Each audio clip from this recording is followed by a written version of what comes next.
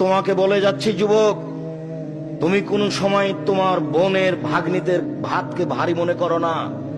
তোমার বউ কিন্তু বলছে বারবার, দেখো তোমার ভাগ্নি আছে, তোমার ভাগনা আছে, তোমার বোন আছে, তোমার বাপের দোস্ত আছে, কত মানুষ আছে, এত রান্না করা যাবে না। এই বলে তোমার বউ তোমাকে বলতে পারে। তুমি শোনো, একদিন আল্লাহ তোমার রুজি দিচ্ছিল শুধু তোমার হাতে, তারপর বিবাহ করলা, তোমার হাত দিয়ে এবার দুইজনের রুজি হলো। তোমার একটা ছেলে হলো, তোমার হাত দিয়ে তিনজনের রুজি হলো। একটা মেয়ে হলো, তোমার হাত দিয়ে চারজনের রুজি হলো। ভাগ্নে এসেছে, 5 জনের রুজি হলো। ভাগ্নি এসেছে, 6 জনের রুজি হলো। বোন এসেছে, 7 জনের রুজি হলো। ভগ্নিপতি এসেছে, 8 জনের রুজি হলো। তোমার হাত দিয়ে আল্লাহ ব্যবস্থা করছে, তুমি করো, আল্লাহ বরকত দিয়ে দিবে।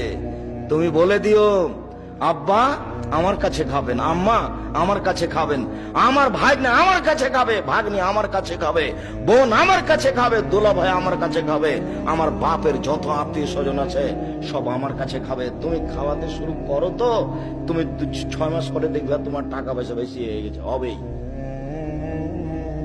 এর নাম বরকত। মন সংকীর্ণ করো না।